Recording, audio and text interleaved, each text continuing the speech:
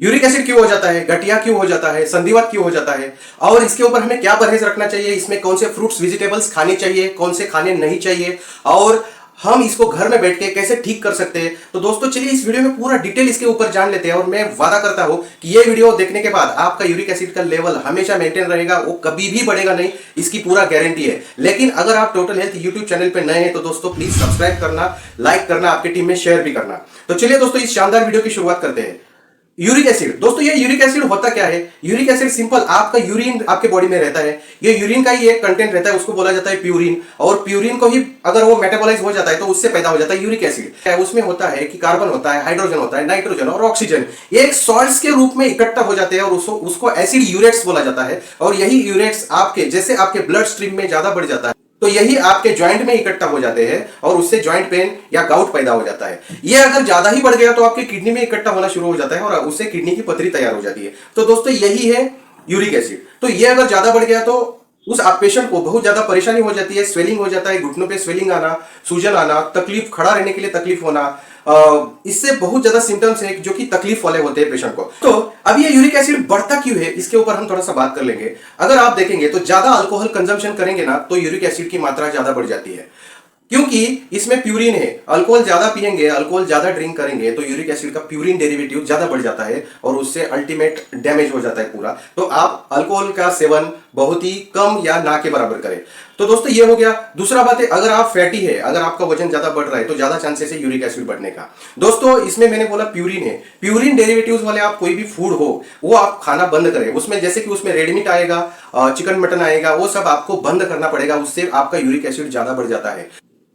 और एक बात दोस्तों, जैसे आपने देखा होगा बहुत सारे पेशेंट हाई बीपी वाले पेशेंट रहते हैं जिनको डायूरेटिक्स दिया जाता है। ये डायूरेटिक्स होता क्या है? डायूरेटिक्स एक ऐसा कैटेगरी है, ऐसा प्रोडक्ट का कैटेगरी भी आप बोल सकते हैं या मेडिसिन का भी कैटेगरी ऐसा है जो कि आपके बॉडी से ज्यादा वाटर को बाहर निकाल लेता है, यूरिन के माध्यम से ज्यादा वाटर को बाहर निकाल लेता है। अभी ये हाई बीपी वाले पेशेंट में अक्सर एलोपैथिक मेडिसिन क्यों दिया जाता है? क्योंकि उसका बीपी बढ़े ना, क्योंकि हाई बीपी वाले पेशेंट के बॉडी में ज्यादा अगर वाटर रहेगा तो बीपी बढ़ी रहेगी, बीपी उसकी हाई रहेगी हमेशा।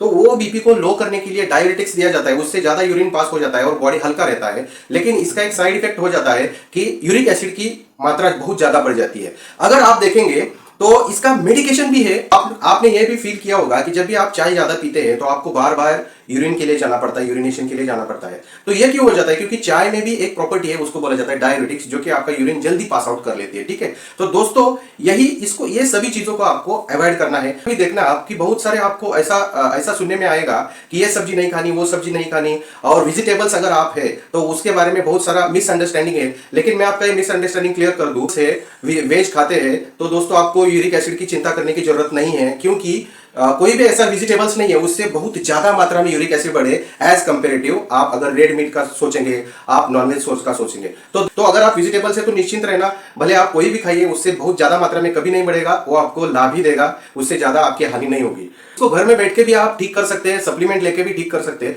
लेकिन उसके लिए आपको लगेगा क्या? तो एक बात आप ध्यान रखना कि इसमें 4-5 जो इंपॉर्टेंट कंटेंट है वो कंपोनेंट आपके बॉडी में हमेशा रहने चाहिए। उसमें है एक ओमेगा 3 है, ओमेगा 3 आपके बॉडी में जरूर रहना चाहिए। वो क्या करेगा? आपके यूरिक एसिड की मात्रा को, प्यूरिन डेरिवेटिव्स, प्यूरिन लेवल को कम रखेगा और यूरिक एसिड कंट्रोल होगा। ओमेगा 3 कहां से मिलेगा आपको? तो ओमेगा 3 आपको फ्लैक्स ऑयल से मिलेगा, ओमेगा 3 फ्लैक्सिल ऑयल से मिलता है, और बहुत ज्यादा नॉनवेज सोर्स भी है, जैसे मछली में भी ओमेगा 3 मिलता है। देखेंगे इसमें विटामिन सी भी बहुत ज्यादा इंपॉर्टेंट रहता है। तो विटामिन सी आपको कहां से मिलेगा? विटामिन सी आपको ऑरेंज से मिलेगा, फ्रूट से बहुत ज्यादा मात्रा में फ्रूट्स में रहता ही है। और ऐसे केस में आपने आजकल बहुत ज्यादा आर्टिकल्स पब्लिश हो रहे हैं, उसमें फोलेट का भी बहुत ज्यादा इंपॉर्टेंट रोल रहता है यूरिक एसिड को कम करने में। तो फोलेट का भी, फोलेट मतलब फोलिक एसिड का जो सब्जी रहेगा, जैसे ग्रीन वेजिटेबल्स, ब्रोकोली, ऐसे केस में, ऐसे प्रोडक्ट में या ऐसे सब्जियों में ये फोलिक एसिड ज्यादा रहता है, तो इसका भी आप सेवन कर सकते हैं, फोलिक एसिड।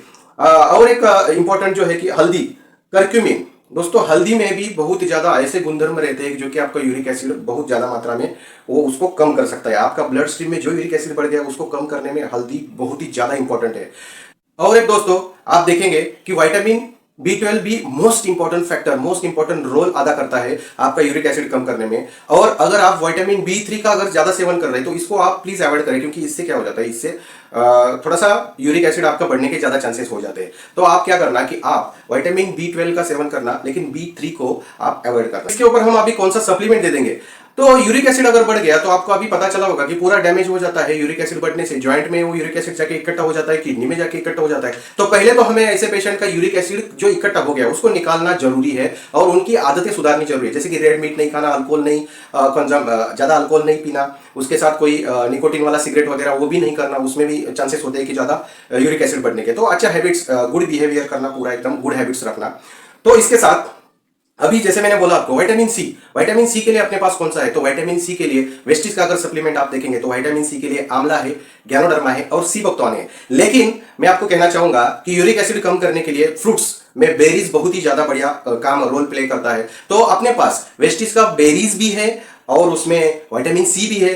तो ऐसा कौन सा प्रोडक्ट है अपने पास, ऐसा कौन सा सप्लीमेंट है, वो है सीबोक्टोन। तो दोस्तों फर्स्ट प्रेफरेंस विटामिन सी के लिए जाएगा यूरिक एसिड में बेरीज का, जो कि है सीबोक्टोन। उसके बाद आप बजट के हिसाब से देख लेंगे तो आंवला भी दे सकते हैं और गैनोडर्मा भी दे सकते हैं। दूसरा जैसे मैंने बताया आपको ओमेगा 3 के लिए अपने पास फ्लैक्स ऑयल है, क्रील ऑयल है। लेकिन क्रील ऑयल से बहुत ज्यादा बढ़िया रिजल्ट मिलेगा क्योंकि क्रील ऑयल का एब्सॉर्प्शन बहुत ही बढ़िया रहता है, क्योंकि उसमें है फॉस्फोलिपिड्स जो कि बहुत ही ज्यादा बढ़िया एब्सॉर्प्शन बढ़ा देता है। और ये तो फॉलिक एसिड का अपने पास आयरन फॉलिक है, वो भी आप दे सकते हैं, उससे भी बहुत ज्यादा मात्रा में वो कवर होने में मदद हो जाता है, यूरिक एसिड कम होने में मदद हो जाता है। उसके बाद अगर आप देखेंगे तो ये बेसिक सप्लीमेंट जो कि मैं आपके साथ डिस्कस कर रहा हूँ, विटामिन B12 आपको 100% देना है ऐसे केस में। और देना है हल्दी, जैसे मैंने बोला वो हल्दी का अपने पास है, करक्यूमिन वो भी उसमें ऐड करना है, वो भी आपको देना है। उसके बाद क्या हो जाएगा कि यह सप्लीमेंट देने के बाद आप उसके साथ एलोवेरा दे सकते हैं, आप उसमें नीम भी ऐड कर सकते हैं, पेशेंट का अगर बजट है फुट पैच भी दे सकते हैं। ये एक्स्ट्रा जो सप्लीमेंट है अगर पेशेंट का बजट रहेगा तो दे सकते हैं, क्योंकि बहुत ही बढ़िया रिजल्ट और ज्यादा बढ़िया बढ़ेगा। ठीक है, तो इसके लिए आप ये सब चीजें दे सकते हैं। अभी ये तो होगी, ये बेसिक सप्लीमेंट है। उसके बाद क्या होगा, जैसे जैसे ये 2 महीना 3 महीना आप दे देंगे तो उसके बाद उसको वो पेशेंट को थोड़ा रिलीफ मिलेगा, क्योंकि जो अंदर का यूरिक एसिड है वो थोड़ा नॉर्मल लेवल पे आएगा। उसके बाद यूरिक एसिड से थोड़ा डैमेज हो जाता है ना, जो जॉइंट डैमेज हो गया है या उसमें कोलेजन कम हो गया है, उसमें साइनोवियल फ्लूइड कम हो गया है, इसके लुब्रिकेसी जो बोलते हैं ना कि चिकनाहट जो जॉइंट का कम हो गया है, उसके लिए आपको 2-3 महीने के बाद आप इसमें कैल्शियम दे दीजिए, उसमें कोलेजन दे दीजिए, उसमें ग्लूकोसामाइन दे दीजिए, एकदम पूरा फिट हो जाएगा नेचुरल तरीके से। उसके बाद आप सिर्फ परहेज रखेंगे फिर भी आपका यूरिक एसिड मेंटेन रहेगा। तो चलिए दोस्तों, आज के वीडियो में इतना ही। तो आपको ये वीडियो कैसे लगा आप कमेंट करके मुझे बता देना। और दोस्तों बहुत ही most important tip, plenty of water पीना जरूरी है। ऐसे केस में, ऐसे यूरिक एसिड वाले पेशेंट में पानी की मात्रा बहुत ज्यादा होनी चाहिए। आप पानी की मात्रा मेंटेन रखें, बॉडी को डिहाइड्रेट होने ना दे, हाइड्रेटेड रखना है, बहुत बढ़िया रिजल्ट मिलेगा। Thank you so much.